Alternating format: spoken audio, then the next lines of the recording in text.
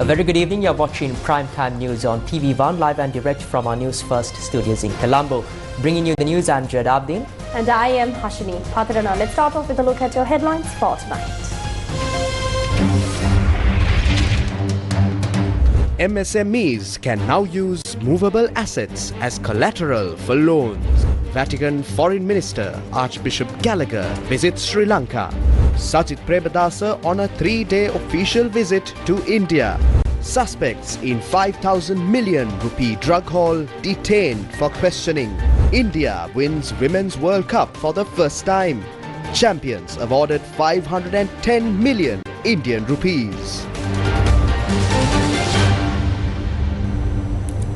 And on to those stories in detail now.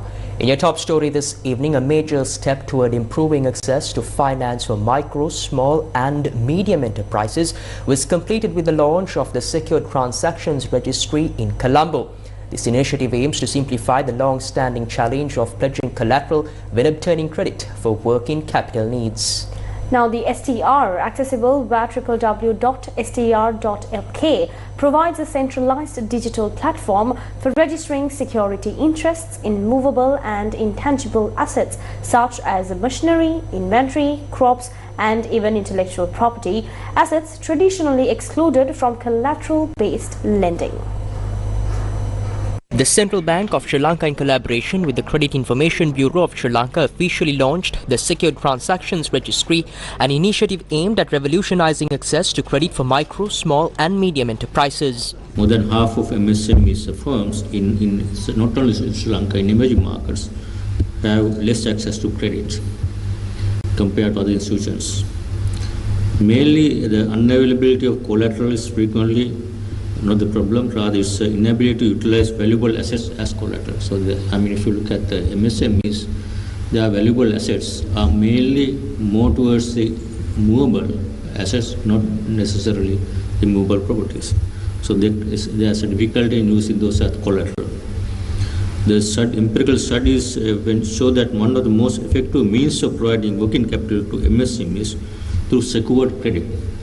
That's why the Secured Transaction Registry is important mechanism that secured credit can take many forms: account receivables finance, inventory finance, asset-based finance. So those are not only immovable properties, but also there are other forms of assets that can be basically used for collateral. Key to effective secured credit is the ability to allow businesses to use the value inherent in their assets as a means of reducing risk for the creditor. As I mentioned earlier, creditor, when faced with a default, has exclusive right to seize and sell the asset and allocate the proceeds against the debt of other creditors. That will make the credit market much more efficient, so that collateral can be used to continue to provide credit by recovering the value of the asset. While in the developing world, 78% of the capital stock of a business, particularly SMEs, as I mentioned earlier, is typically in movable assets, such as machinery, equipment or receivables, and only 22% is in immovable property. That's basically that shows the data shows a clear disparity against movable and immovable properties in particularly MSMEs all over the world. Financial institutions are reluctant to accept movable property as collateral, as they heavily prefer land and real estate as collateral because easily recoverable. So that recovery is much stronger in that area. That is why the banks and other institutions would prefer to use these immovable properties. Banks not willing to lend taking immovable property as collateral due to several reasons. First, the lack of adequate legal framework. That's what we are now addressing here. Absence of public registry, because there's no public registry. Like land, you have land registry. But the immovable properties, there's no public registry. Now, this is other important one we are trying to address here. A lack of know-how in movable asset financing.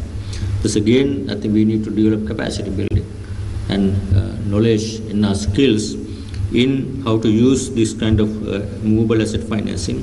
Especially the banking sector professionals need to learn more how to use this instrument.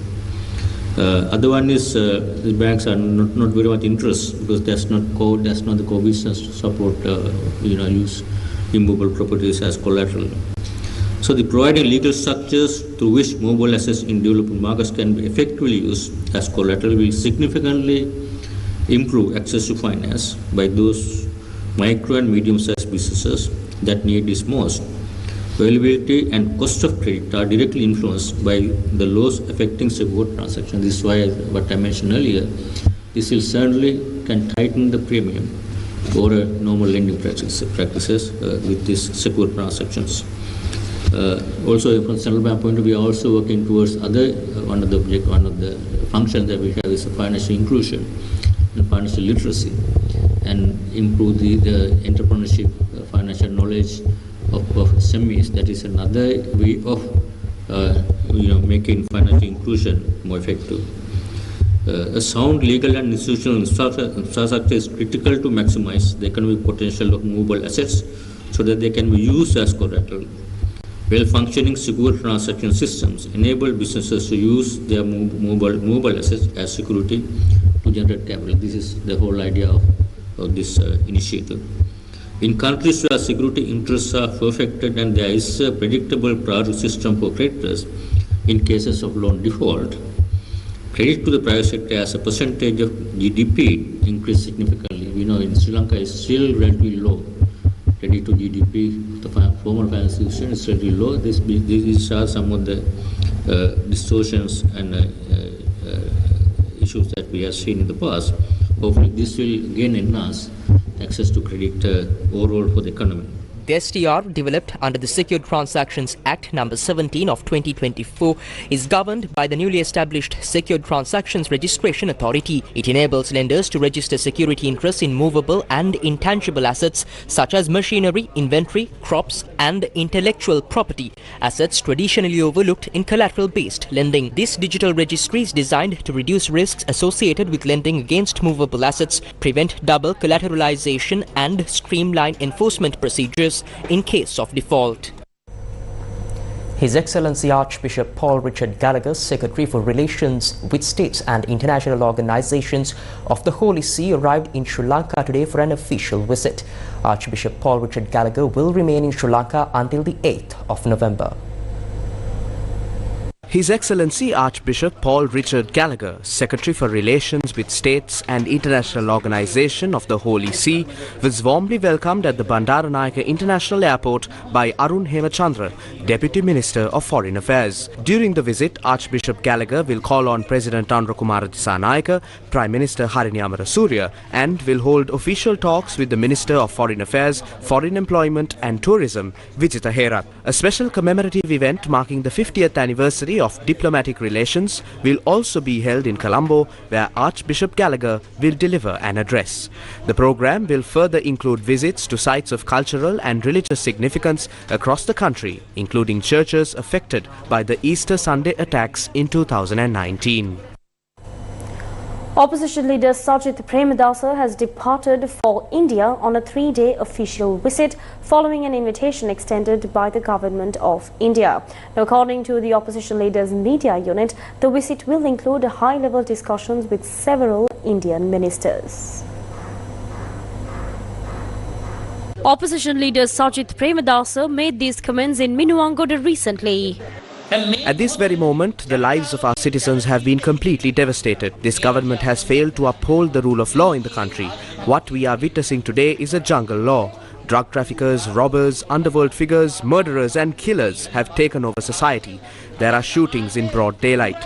People are being killed in broad daylight. This government has failed to prevent the rise of this culture of violence. More and more doors are being opened for these criminal gangs to implement murderous policies. General Secretary of the Sri Lanka Podujana Peramuna made a statement regarding organised crime and narcotics during the Rajapaksa administration.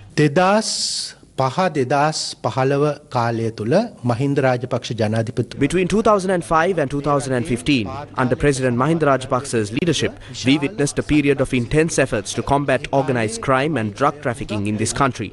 It was during that time that many underworld leaders and drug traffickers fled the country seeking refuge abroad while continuing to operate their networks from overseas. By 2015, organized crime had been significantly suppressed. However, under the government that held office from 2015 to 2019, we saw a resurgence of these criminal elements. That resurgence was once again curtailed following the return of President Gotabaya Rajapaksa in 2019 and subsequently under President Ranil Wickremesinghe's tenure, efforts to combat organized crime and narcotics resume. What appears evident now is that President Anurukumara is attempting to manufacture a new crisis in the country, one that he himself can resolve and thereby position himself as a hero. We are left questioning whether a previously non-existent drug epidemic is now being created by allowing large quantities of narcotics into the country. මද්‍රව්‍ය ව්‍යසනයක් රටේ ඇති කරලාද කියන ප්‍රශ්නය අපිට තියෙනවා. These are statements made by two members of the opposition in our country. But shall we take a look at a few recent incidents? On the 30th of last month, the country launched a national operation to free the nation and its future generations from the threat of narcotics. Immediately afterward, the leader of the opposition, along with a group of opposition MPs, met with the Speaker to request security. The Inspector General of Police was also summoned for the meeting. The opposition claimed that they required protection following the shooting and assassination of Lasantha Wickremasekara, chairman of the Waligama Pradeshiya Sabha. Lasantha Wickremasekara was widely known as Midigama Lasa. He had been accused of involvement in the murder of organized criminal Amila Prasanga Hetiheva, also known as Sunshine Sudha, as well as in numerous robberies and other crimes. The main suspect in the Sunshine Sudha murder case was a person known as Tinkering Lasantha. In 2021, Lasantha was killed in a police shooting during a weapons search operation. That incident marked the end of the unravelling of the Sunshine Sudha murder case. Currently, those who carried out and assisted in the assassination of Lasantha Wickremasekara, alias Midigama Lasa, have been apprehended. Police have identified the mastermind behind the crime as an individual known as Midigama Ruwan. Furthermore, prior to becoming the chairman of the Waligama Pradeshiya Sabha, Lasantha Wickremasekara had a registered number at the Government Criminal Records Bureau, as revealed in Parliament by the Minister of Public Security. Next, we turn to the case of Aruna Vidanagamake, also known as Miga Sare Kajja. Kajja was shot dead and killed on the 18th of February this year. Two young children also lost their lives in this tragic incident. Criminal charges had been filed against Bako Saman and Tambili Lahiru, who were arrested in Indonesia. Before his assassination, Miga Sare Kajja had revealed numerous connections between crime and politics on a YouTube channel. He had spoken about the deaths of rugby player Wasim Tajuddin and Chandimalli from Hambantota. Following Kajja's death, his wife recently made further revelations. She claimed that CCTV footage from the day of Tajuddin's murder showed Kajja among a group of individuals pursuing Tajuddin. Another serious revelation was that the firearm used in the murder of Kajja and the two children had been provided by Sampath Manamperi, a former local council candidate of the Sri Lanka Podujana Peramuna. Sampath Manamperi and his brother Piyal Manamperi are both active political figures affiliated with the Sri Lanka Podujana Peramuna. After the discovery of an ice narcotic container in Middeniya, the party stated that the two brothers had since been removed from its ranks. However, Sampath Manamperi had previously served as a security officer to former President Mahinda Rajapaksa. During that time, he had faced multiple allegations of abduction and murder. One such incident involved the abduction and extortion-related killing of prominent businessman Sri Skandaraja, owner of Kala Traders. Sampath Manamperi's name was also mentioned in connection with the assassination of former Member of Parliament Nadaraja Raviraj. These cases highlight several links between individuals accused of organized crime and political affiliations. More information has already come to light and continues to emerge. The opposition's request for security and its claim that the government is not taking sufficient action to combat drug trafficking and organized crime must be understood within this broader context.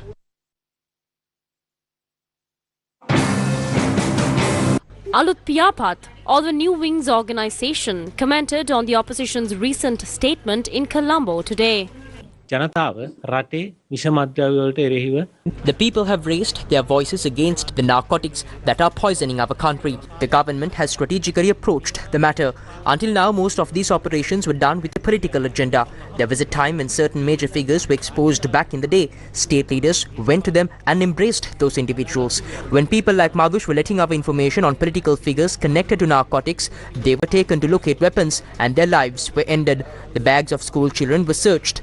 Drug operations were done in a way where the true perpetrators would not be revealed. School children won't pack bags of ice into their backpacks and come to school. Political leaders attempted to lead people to believe that was the case, but the masses were more aware. They changed the political mechanism and empowered the government to commence a true war on drugs. ජනතාව ඊට වඩා බුද්ධිමත් ඒ හින්දා මේ පාලන තන්ත්‍රය වෙනස් කරලා අපි ජාතියක් ඉදිරියට අපේක්ෂා කරපු විෂ මද්ද්‍රව්‍ය තුරන් කිරීමේ වැඩේ අරන් ගිහිල්ලා තියෙනවා. සමහර විපක්ෂ මන්ත්‍රීවරු කතා කරනවා මේ වෙලාවේ මද්ද්‍රව්‍ය හිඟයක් මේ රටේ නැහැ කියලා. Some opposition MPs are saying that there is currently no shortage of drugs in the country. How do they know that there is no shortage? Either they want to sell drugs or they themselves want to abuse them. At another time, we saw criminals whose names are on the IRC list being brought into politics. Those whose names are listed internationally as criminals are now being introduced into Sri Lankan politics. We must not allow such people to enter politics. When people whose names are on these lists are killed inside respected institutions, the dignity of those institutions is also destroyed.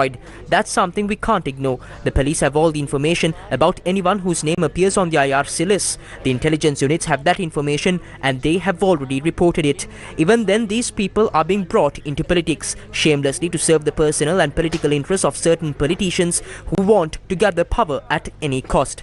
The Sri Lankan government has decided to confront the underworld, to fight it directly. But when the government fights the underworld, the opposition asks for protection. When the underworld clashes with the underworld, the opposition still asks for protection. Simply, the guilty ones are the first to get nervous. පාතාලෙත් එක්ක ගැටෙද්දී විපක්ෂය ආරක්ෂා විල්ලනවා. වෙලාවකට හිතන පුහුල් හොරා කරෙන් දැනෙනවද කියලා.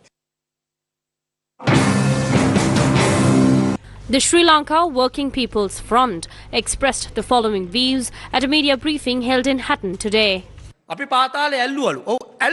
They claimed they nabbed underworld figures. Yes, they did, and ended up killing them. Madhush was killed while in their custody. That was when their links to the underworld were being revealed. Those who were a challenge to them were killed and the others were sent overseas. That was the deal the Rajapaksa struck with the underworld. If there ever was an underworld in that era, it was nothing but the Rajapaksa underworld. It is only today that we don't see a link between the underworld and politics or protection by the ruling party. That is why this entire network is in tatters and everyone is being nabbed. The Colombo Chief Magistrates Court granted permission to detain and question 6 suspects until the 8th November in connection with a record-breaking drug seizure involving ice and heroin. Investigators informed the court that the arrests were made after the Sri Lanka Navy intercepted a multi-day fishing vessel named Sea Devi off the southern coast. The vessel was escorted to Dikwala harbour, where authorities discovered a staggering 251.18 kilograms of ice and 85 kilograms of heroin on board. The Police Narcotics Bureau requested additional time to interrogate the suspects, citing the complexity of the investigation. The magistrate granted the request and ordered the suspects to remain in police custody until the 8th of November, with instructions to submit a progress report on that date. Meanwhile, investigators revealed that preliminary questioning has uncovered links to a key figure named Dinuka, allegedly operating from Dubai, believed to be behind the smuggling operation.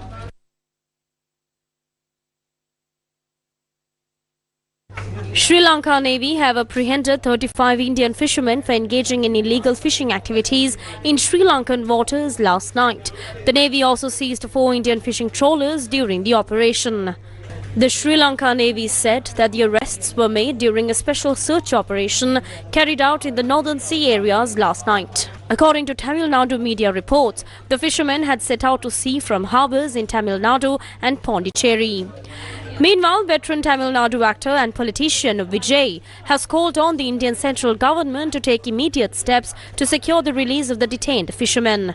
He has also urged the Tamil Nadu government to exert pressure on the central authorities to reach a permanent resolution on issues concerning Indian fishermen. Commenting on the growing presence of Indian fishermen in Sri Lankan waters, N.M. Alam, Secretary of the Northern Fisheries Society, expressed serious concerns over illegal activities taking place in the northern sea areas.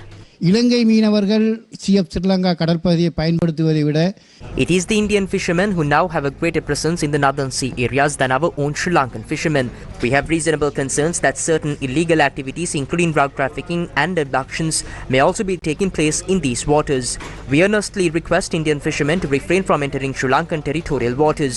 Recently, Sri Lankan authorities seized several consignments of narcotic drugs in the northern seas, which has made it increasingly difficult to determine whether these fishermen are here for fishing activities or for illicit operations involving drugs and abductions. உண்மையிலே அது மீனவனா அல்லது கடத்தல்காரனாக எங்களால் கூட தரம் பிரித்து பார்க்க முடியாத சூழல் இருக்கு. Newsfirst with the people.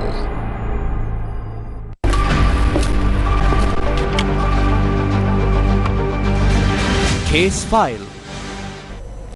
The Supreme Court today dismissed 3 petitions that sought writ orders to nullify the Colombo High Court's directive to freeze the assets of family members of former Minister Kehelia Rambukwala. Now, the petitions had been filed by Kehelia Rambukwala's wife, Kusum Priyadarshini, his daughter Chandula Rambukwala, and his son-in-law, Isuru Pulasti Bandara. After considering the preliminary submissions made, Supreme Court Justice Janak De Silva, with the concurrence of Justices Sampatha Bekhon and Priyantha Fernando, delivered the judgment dismissing the 3 petitions. The petitioners had stated that the Colombo High Court, acting on a request made by the Commission to investigate allegations of bribery or corruption under the Anti-Corruption Act, had issued an order to freeze their assets and later extended that order. They further claimed that the freeze order had been issued without granting them an opportunity to present their facts, alleging that it was made based on one-sided submissions. However, emphasizing that the Bribery Commission possesses the legal authority to request asset freezing orders under the provisions of the Anti-Corruption Act, the Supreme Court dismissed all 3 petitions.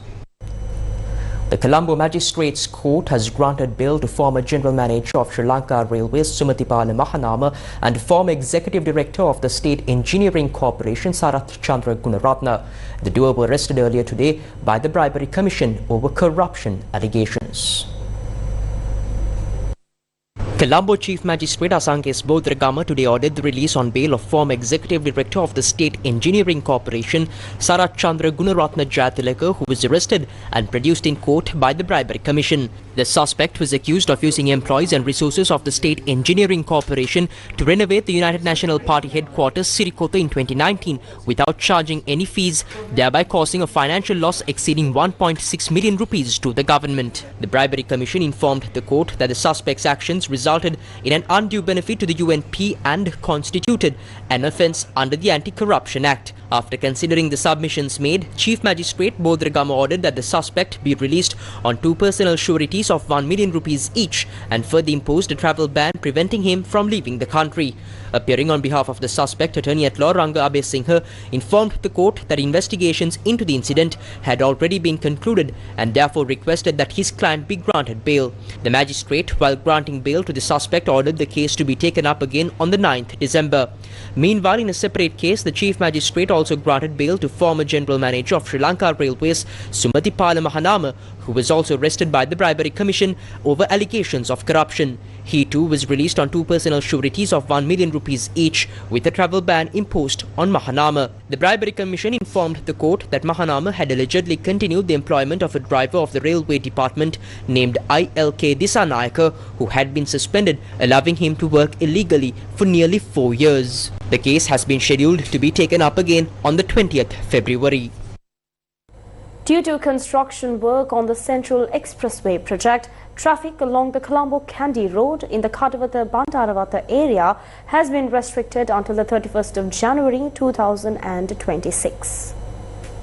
The police said that during the first phase, 1 lane of the 2-lane section on the Colombo to Kandy section of the road in the Kadawatha-Bandarawatha area will be closed. Under the second phase, one lane of the two-lane section from Kandy to Colombo will be closed due to the construction of a bridge plying from Kandy to Colombo. The police have requested motorists travelling on the Colombo-Kandy road to use the Kadawatha outer circular road when possible during the period of construction. The handover ceremony of the National College of Education and Teacher Training System for Technology System in Sri Lanka 2025 is held today.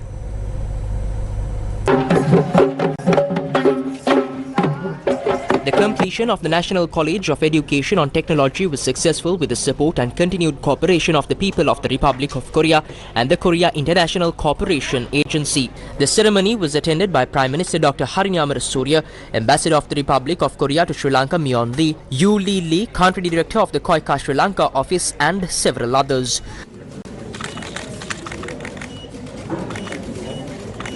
The project was made possible through a grant of $14.95 million by South Korea and an investment of 2,755 million rupees by the government of Sri Lanka. This project has been made possible through a grant of $14.95 million. A grant, so that's the generosity of the people of Korea, of which rupees 8 million was allocated for construction and 6.95 million for curriculum development training, consultancy services and the provision of equipment. This partnership demonstrates how international collaboration can support national development. We are grateful to Dongyu University of South Korea, which served as the project management consultancy, and to the officials of our Ministry of Education who worked to make this project a reality. The government of Sri Lanka, through an investment of rupees 2,755 million, supported land acquisition, infrastructure development, and essential utilities, reflecting our commitment to advancing education. Education reforms in any nation must respond to the realities beyond the classroom. Success of this vision depends on a really critical factor, which is what is being addressed through this particular college, and that is the quality of our teachers. Without educators trained in both pedagogy and technology, reforms remain only something that is on paper. That is why the establishment of the National College of Education, this national college, is such a strategic milestone. The Prime Minister also emphasized on the importance of a strong foundation at the school level for transformation in the education sector. Through our policy, A Thriving Nation, A Beautiful Life, the government is committed to transforming Sri Lanka into a knowledge-based, innovation-driven economy where our students are not just skilled and competent in their specific professional areas, but also have that ethical mindset, humanism, and empathy towards the world and towards each other. This kind of education transformation requires not only investments in higher education, but strong foundations at the school level. Such institutions as the NCOET play a pivotal role in this transformation. By strengthening teacher education, we strengthen the entire education system. By investing in education, we invest in our national development. A key feature of this project is its focus on aligning education with current industrial and technological trends. This curriculum, developed with the help of our Korean experts, ensures that the teaching in these fields is not confined to textbooks and is connected to real-world applications. By bridging the gap between education and industry, we are preparing our students not only to find jobs, but to create opportunities, to innovate, and to lead in emerging fields. This is how education can become a driver of inclusive economic growth and sustainable development. It is now our collective duty as government, educators, and citizens to ensure that this college continues to thrive, evolve, and lead in shaping Sri Lanka's educational future. Ambassador of the Republic of Korea to Sri Lanka, Myeon Lee, also spoke on the importance of education. Education is the foundation of a nation's prosperity and the most critical investment a country should make for its future generation. In this regard, I would like to commend the Sri Lankan government under the leadership of Honorable Prime Minister for placing education reform at the center of its national agenda, especially with the vision to expand technical and vocational education and strengthen teachers' training. Korea deeply resonates with this vision. Our own experience shows that education, particularly in technology, science, and engineering, is the key engine of our development journey. Under the leadership of President Lee Jae-myung, Korea continues to prioritize education as a national strategy. In response to the rapid changes brought by artificial intelligence and digital technologies, our government has launched a nationwide initiative to expand AI education from elementary schools to universities and adults. This policy aims to cultivate creative and adaptive talent who can lead in the AI era, seeking innovative and sustainable growth beyond the fourth industrial revolution. In Sri Lanka as well, Korea has long been a partner in advancing education and skills development. KOICA, now celebrating its 30th year in Sri Lanka, has also partnered with TVEC to develop Career One, a digital platform for career counseling, job matching services, and skills training for youth. The handover of this new National College of Education on Technology is another symbol of our shared commitment to education and technology.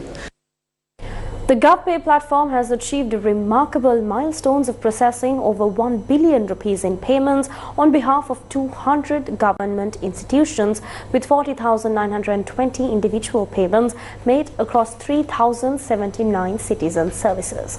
More details on this story will be made available on our website www.newsfirst.lk. Let's now take a look at the international news we have for you tonight.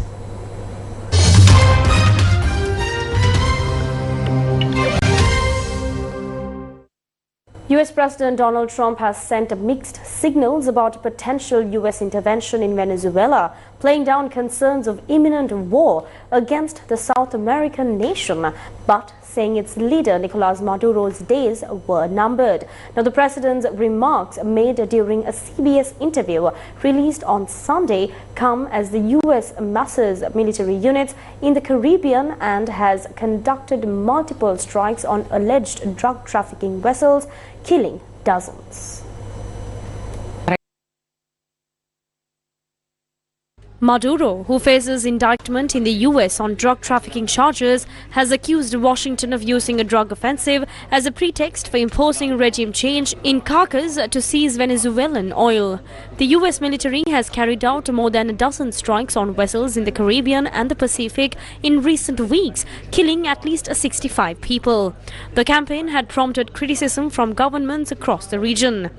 UN Human Rights Chief Volker Turk and rights groups say the attacks, which began in early September, among target known traffickers. Washington has yet to make public any evidence that its targets were smuggling narcotics or posed a threat to the US. A powerful 6.3 magnitude earthquake struck near the northern Afghan city of Mazar-e-Sharif early today, killing at least 20 people, injuring hundreds and damaging the city's historic Blue Mosque. The US Geological Survey said the quake hit at a depth of 28 kilometers near Mazar-e-Sharif, a city of around 523,000, famous for its shrines and historic sites. At least 20 people have died after an earthquake struck northern Afghanistan, with the toll expected to rise as rescue efforts continue. Hundreds have also been left injured. The earthquake struck near Mazar-e-Sharif, one of the country's largest cities that is home to about 500,000 people, at around 1 a.m. local time today. It had a magnitude of 6.3 and a depth of 28 kilometers, according to the US Geological Survey, and was marked at the orange alert level, which indicates significant casualties are likely. The Taliban government's health ministry confirmed that more than 530 people have been injured so far, but officials warned the toll could rise as rescue teams reached remote villages in the worst-hit provinces of Balkh and Samangan. The United Nations mission in Afghanistan said in a post on social media platform X that it was on the ground supporting rescue efforts. The earthquake damaged part of the Blue Mosque, considered one of the holiest sites in Afghanistan and believed to be the burial site of the cousin and son-in-law of the Prophet Muhammad. The current structure was built in the 15th century. Afghanistan is particularly vulnerable to quakes as it lies on two active faults that have the potential to rupture and cause extensive damage. Past events with this alert level have required a regional or national level response.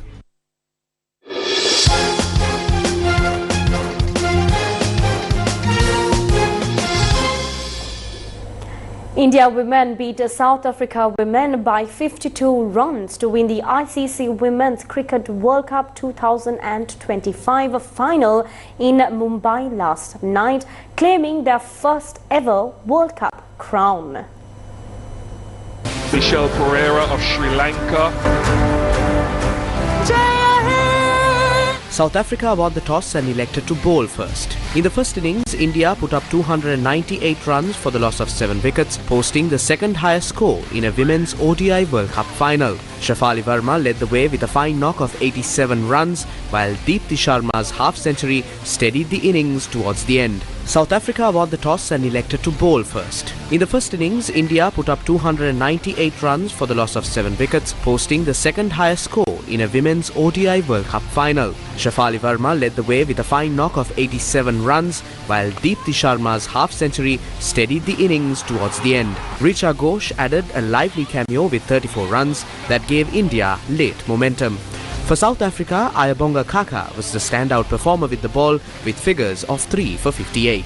Chasing 299, South Africa looked well set at one stage to get to the target, but Deepti Sharma's breakthrough sparked a dramatic collapse.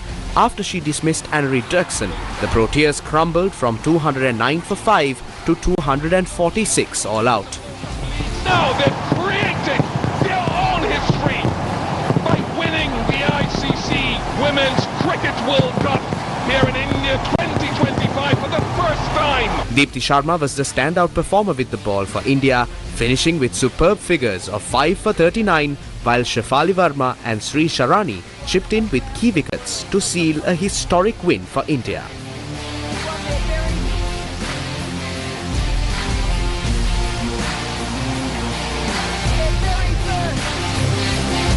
The Women's Cricket World Cup trophy.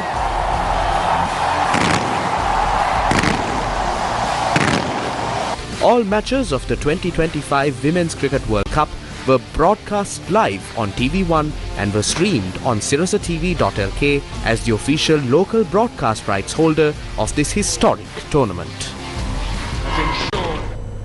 Sri Lanka's batik industry stands as a symbol of vibrant creativity and cultural identity and is known as a fashion form that has evolved from local craftsmanship into a globally recognized art. Today on Beautiful Sri Lanka, we bring you a glimpse into the colorful world of batik. Sri Lanka's batik is a fusion of tradition, art and global appeal. In the heart of Digamadulla Ampara lies a facility dedicated to empowering artisans in this timeless craft, helping them refine their skills, innovate new ideas and take their creations to the world stage. Leading this initiative is R.M. Damayanti Ratnayaka, a passionate advocate for Sri Lankan batik.